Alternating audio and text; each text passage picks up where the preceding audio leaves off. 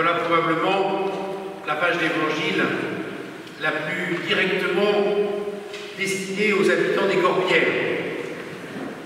Comment, en effet, ne pas nous sentir comme à la maison devant cette scène qui constitue la première manifestation viticole connue de l'histoire. Ça n'est pas moi qui le dis, c'est Saint Jean. À Cana de Galilée, Jésus manifesta sa gloire et ses disciples crurent en lui. Il y a tous les ingrédients dans ce miracle de Jésus pour que nous, les Audois, et particulièrement ceux qui vivent dans le secteur des Corbières, nous nous sentions concernés par ce geste de Jésus. Il est affaire de vin, mais il est aussi affaire d'eau, vous l'avez entendu. Le miracle se situe à la jonction entre l'eau et le vin, miracle qui, ici dans les Corbières, nous semble chaque année un peu plus fragile. Oui, vraiment, ce miracle, il est pour nous. Alors essayons ce matin d'en recueillir quelques leçons, d'en percevoir au fond ce qu'il peut avoir à nous dire en termes d'encouragement à l'espérance, à nous, aujourd'hui, et particulièrement à ceux et celles parmi nous, à ceux et celles autour de nous, à ceux et celles que nous connaissons, qui vivent aujourd'hui des différents métiers de la vigne. Pour cela, et afin de ne pas être trop long, je vous proposerai simplement que nous consacrions 3 brefs coups d'œil à 3 des protagonistes principaux de cette histoire, que sont les cruches, Jésus et Marie. Et il faut commencer par les cruches parce que elles sont bien les personnages centraux de ce miracle, au sens littéraire du terme déjà. Si vous prenez le récit tel qu'il a été construit par Saint Jean, que vous en cherchez le milieu, vous tombez sur les jarres de pierre. Elles sont le personnage central de l'histoire, c'est quand même pas banal. Et bien sûr, ça ne doit rien au hasard.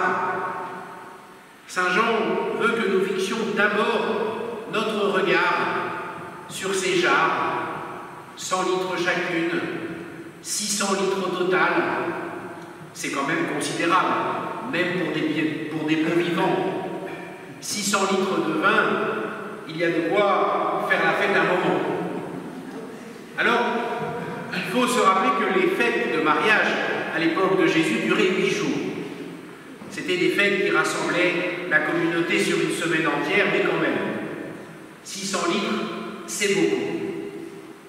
À travers ces détails de quantité comme de qualité que souligne le maître du repas en intervenant à la fin pour dire « mais c'est curieux que tu nous serves le meilleur vin à la fin ».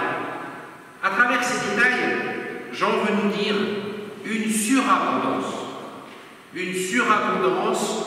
quantitative et qualitative liée à ce geste de Jésus de transformer l'eau en vin. Jésus a répondu à un manque avec surabondance, à profusion. Mais alors, manque de quoi? Manque de quoi?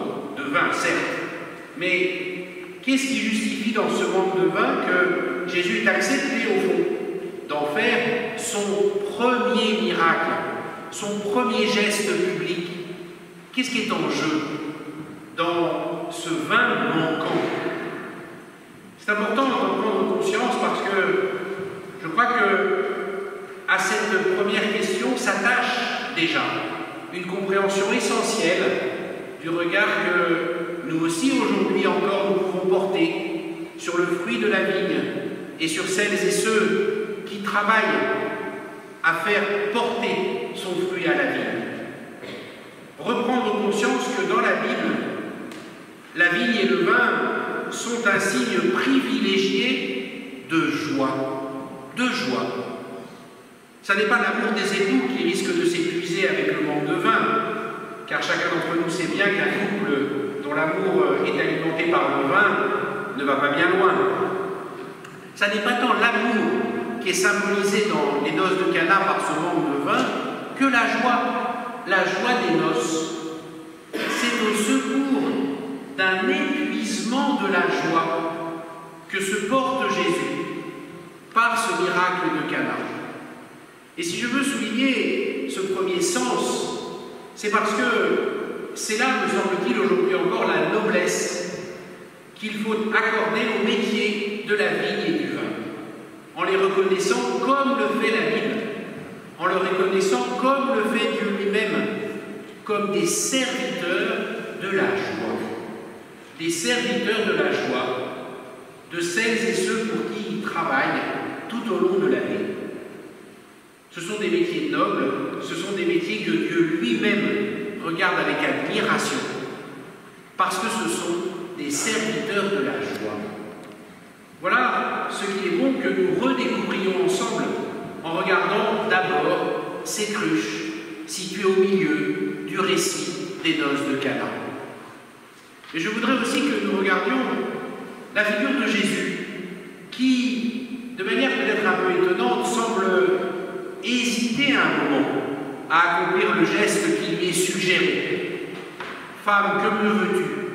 Mon heure n'est pas encore venue. » Que nous dit cette réticence apparente de Jésus, ce mouvement de recul qu'il semble vouloir prendre par rapport au geste qui lui est demandé? Jésus signifie de cette manière, comme il l'exprime très clairement par cette phrase, que, au fond, nous n'en sommes encore qu'aux prémices, que le récit des noces de Cana n'a valeur que de sommaire de l'Évangile, de bande-annonce de ce qui va suivre.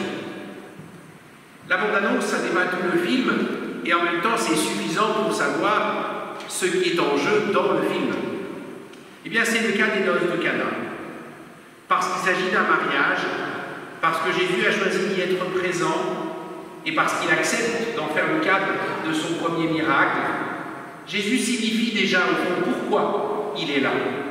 À quoi va servir sa vie sur la terre?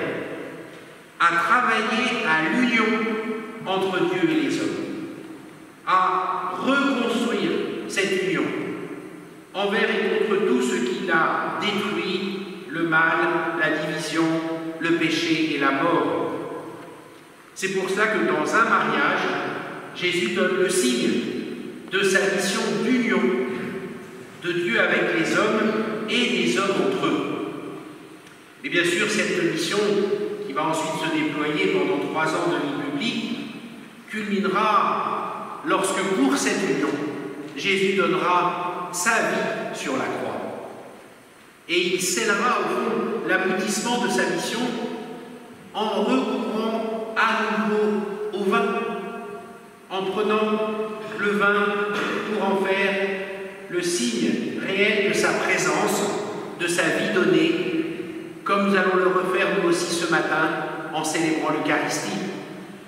Il prit la coupe de vin, il la bénit et dit à ses disciples: « Prenez, buvez-en tous, ceci est mon sang. » Au fond, Jésus, à Cana, veut nous signifier pourquoi il est venu, pourquoi il veut donner sa vie pour nous, pour travailler à l'unité de chacun d'entre nous avec Dieu, à l'unité entre nous.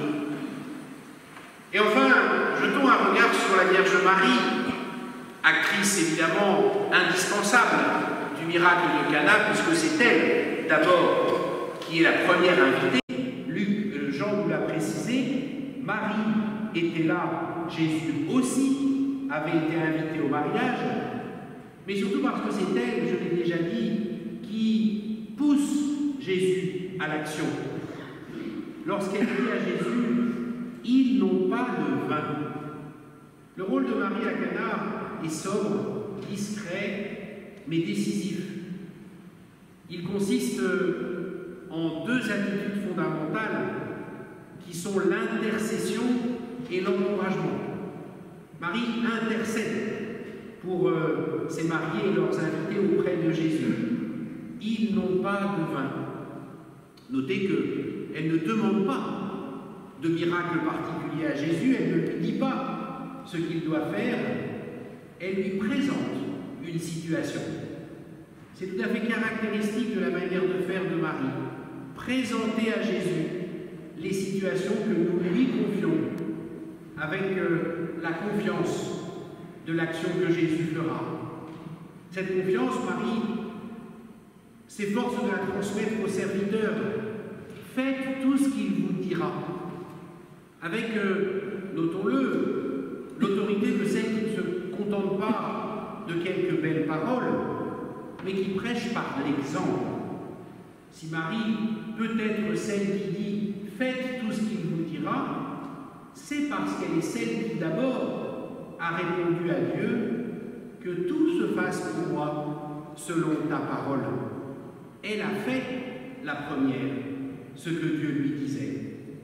Et c'est pourquoi elle peut, avec autant de force et de conviction, encourager les serviteurs à la confiance. Chers amis, je crois que Marie ce matin nous dit la même chose. Elle nous encourage simplement, dans la confiance, à présenter à Jésus nos vies, avec tout ce qui nous inquiète, avec tous leurs manques, avec en particulier tous les manques de perspective qui peuvent caractériser aujourd'hui notre vie et la vie des professionnels de la vigne et du vin dans les corbières. Où allons-nous? À quoi ressemblera demain? Pourrons-nous seulement encore vivre de ces métiers? Quels seront simplement les paysages de nos corbières dans 5 ans, dans 10 ans, avec le changement climatique, avec la crise des marchés viticoles que nous connaissons? Tant de questions, tant d'incertitudes, que la Vierge Marie nous encourage simplement ce matin à remettre à Jésus, avec confiance. Il est le maître de l'impossible. Il est celui qui est capable de faire jaillir la vie là où il semblait qu'il n'y avait plus que sécheresse et désert. Alors, chers amis, que à l'intercession de la Vierge Marie, à l'intercession de Saint Vincent, cette célébration de ce matin nous fortifie simplement dans la confiance